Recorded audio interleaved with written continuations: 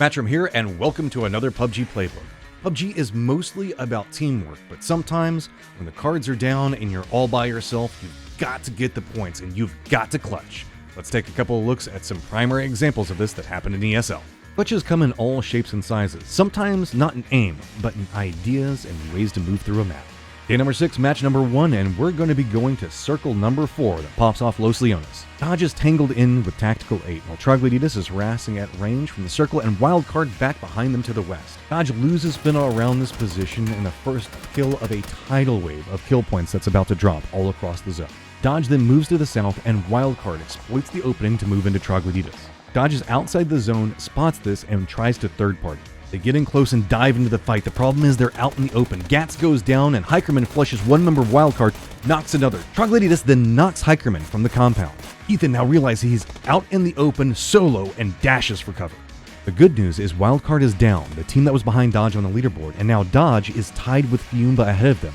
Bad news though, is Fiumba still have 3 up. Ethan spins the next few circles near Troglodytes, but as the circles continue to shift, it forces a massive amount of teams to the south. In a different part of the map, as Sonics are taking the fight for the top of the hill, 22 makes a push onto Troglodytes. After a while, they're forced to leave and make their way up the hillside.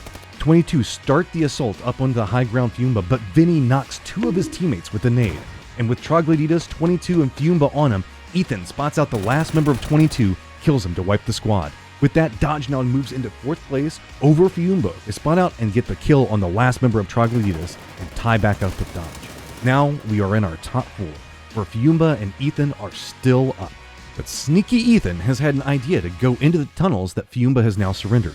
Let the 3 on the top fight it out and see if he can just snag some placement points. The plan starts working. Fiumba dies to Young Kings, and Shrimzy almost clutches up against Young Kings but falls as well. And with that, the blue zone comes in, closes on Ethan. After 10 minutes solo, Ethan gets Dodge 2nd place in the game and ahead of Fiumba on the overall leaderboard. It takes a lot of heart, ability, and mental fortitude to clutch up for your squad when the pressure's on. Day 6, match number 2 is a perfect set of examples set by one person in one game. 6 teams still alive in an open Miramar-filled ending. E-United has a shack for cover and Yoho wants it. Surrounding them, the third parties in the area are a blessing and a curse. They're damaging E-United, but also stopping Yoho from being able to make the push that they need to. They're outside the circle, and they have to throw down some smokes and make the move. The first attempt, Punich tries to push and gets instantly dropped by Wildcard. But as there is no cover and the circle now coming in, so many teams have to move. The circle booms with gunfire and grenades. The noise covers the footfalls as the charge comes in from Yoho. Amali is dropped right on top of E-United Shack by Shinboy, but suddenly he is dropped at range from Sonics.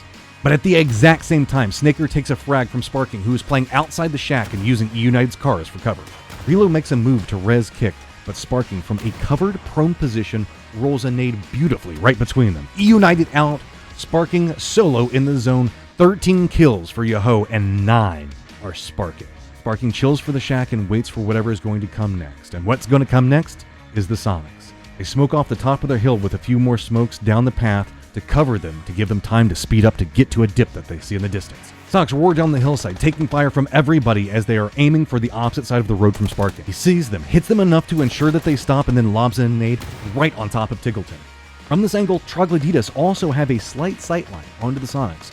Sparking is now back outside and using the E-United cars for cover instead of playing inside the shack where he would be a predictable angle and also just a perfect cubby for nades. Circle 8 pops and Sonics are on the move. Tiggleton jumps into the truck and decides to go Sparking's direction, but Sparking pops him out with an instant headshot, then looks at H1 to hit another. With 2 members now down, the LATAM 1-2 punch hits, with Troglodytes exploiting what Sparking created. Sonics and E-United both dead. Number 1 and number 2 on the leaderboard as Yoho Sparking still is holding out. With the area now under control, Sparking moves to the top of his shack so that way he can get a high angle into the pit opposite the road where Troglodytes is playing. Hits the shots and knocks Posa. As Posa dies, Kildimo finally manages to take down Sparking after fighting solo for over 5 minutes, getting 3rd for his team and 12 kills just by himself. That is a hell of a statement.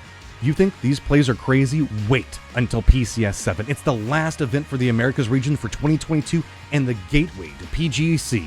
Everything is going to be left on the table and every single team is going to try to make a statement. Make sure you tune in because I know it's going to be awesome. Till then, see you on the battleground.